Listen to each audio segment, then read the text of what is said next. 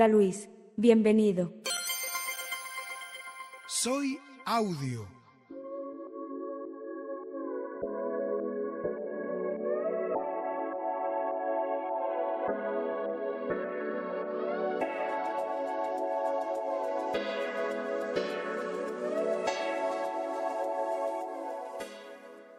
Hola amigos, los saluda Luis Hernández. Bienvenidos sean todos ustedes. Esta es una nueva edición de nuestro podcast.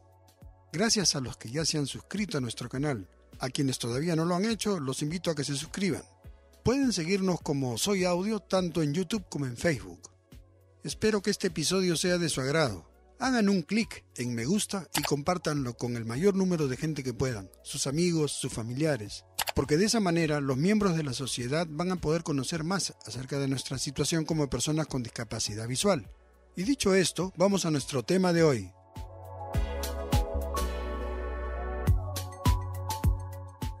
En esta ocasión me gustaría conversarles acerca de algo que a mí me resulta difícil poder abordar, pese a que tiene que ver con mi propia situación como persona con discapacidad visual. Para entrar al tema voy a plantear una pregunta que más de una vez me han hecho. Y la pregunta es, ¿qué significa vivir sin ver? Aunque en realidad esa no es la única interrogante que existe. Puede ser que la curiosidad de la gente en el fondo sea una sola, que sea la misma, que todos quieran saber algo parecido.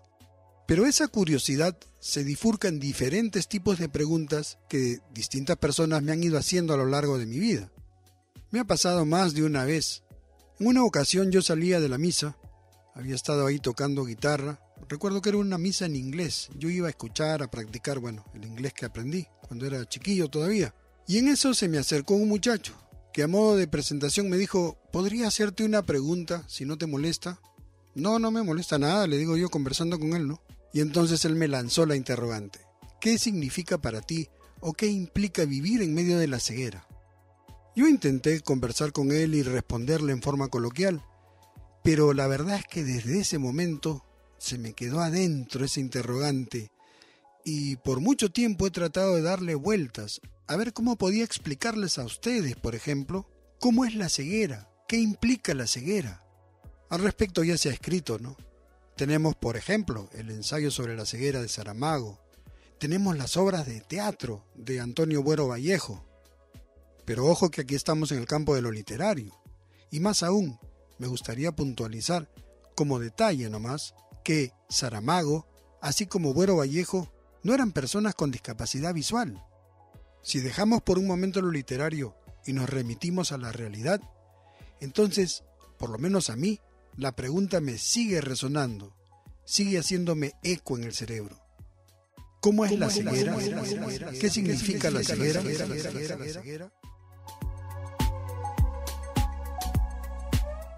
Y yo aquí quisiera modestamente ensayar lo que para mí la ceguera implica o significa.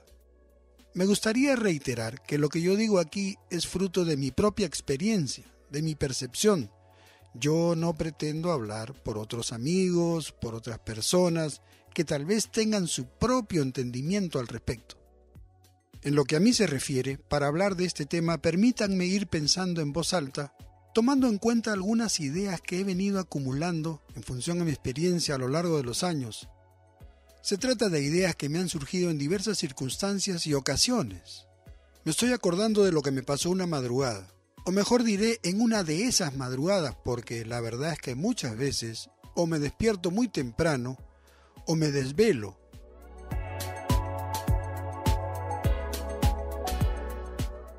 Durante las madrugadas, uno siente ruidos que entran por la ventana. Pueden ser pasos y voces de personas que están transitando por la cuadra. Pueden ser bocinas de carros que suenan desde lejos. En mi caso yo vivo en paralelo a una avenida que está a 2 cuadras de mi calle. Y desde allí me llega el ruido que hacen las llantas de un auto que frena intempestivamente, por ejemplo.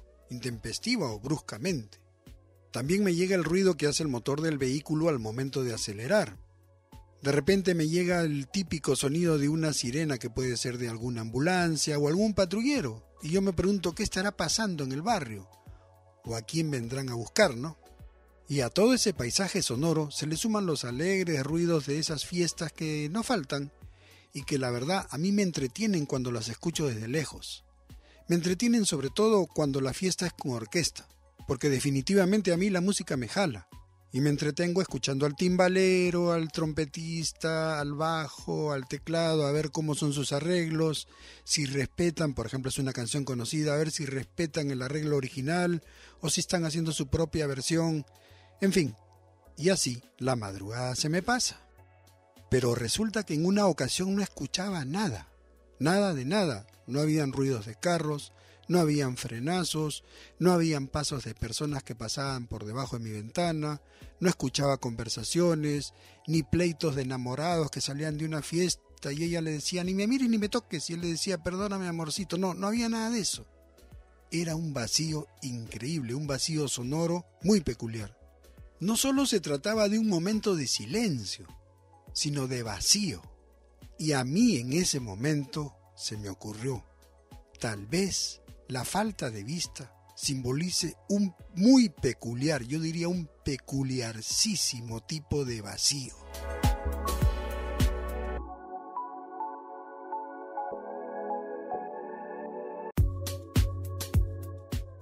Mucha gente piensa y cree que ceguera y oscuridad son sinónimos.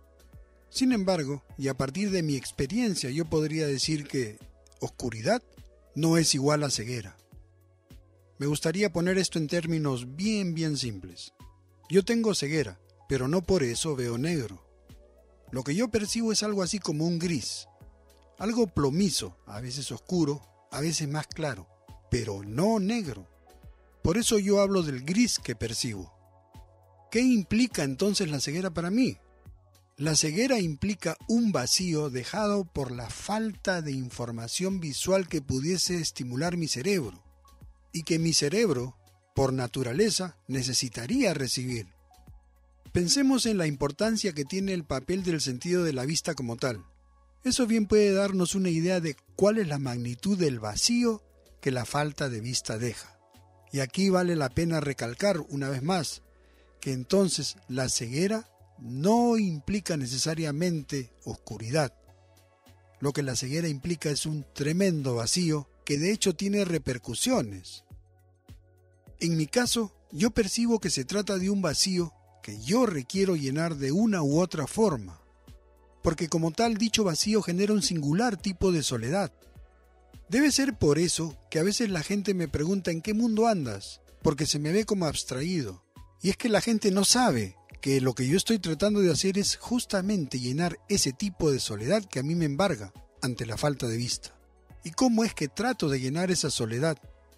Puede ser hablando conmigo mismo o conversando con personajes que brotan de las fantasías que yo mismo hago, porque el hecho de fantasear realmente me acompaña. Me permite generar situaciones, circunstancias, ambientes en los que de pronto aparecen figuras, o sea, personajes que departen conmigo, que pasan momentos agradables conmigo, que me escuchan cuando yo les hablo y me responden cuando yo les pregunto, entablando así un diálogo que de pronto para mí podría resultar muy entretenido, o al menos más entretenido de lo que podría ser limitarme a escuchar las conversaciones de otras personas que se refieren a cosas que ellos están viendo.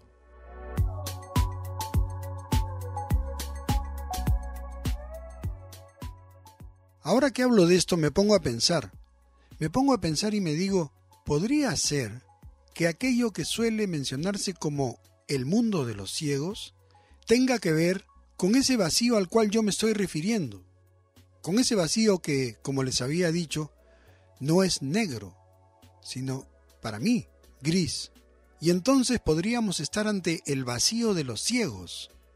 Para mí este es un vacío de carácter metafísico.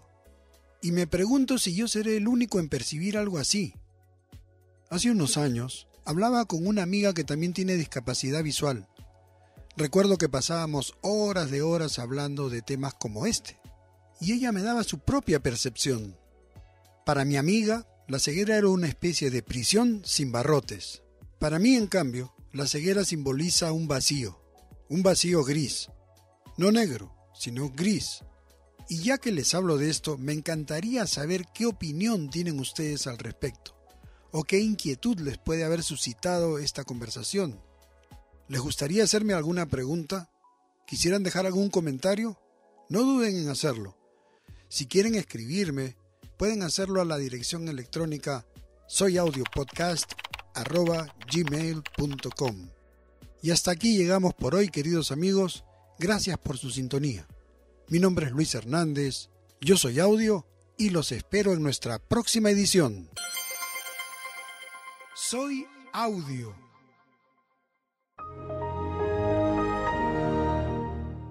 La computadora se está apagando. Hasta pronto, Luis.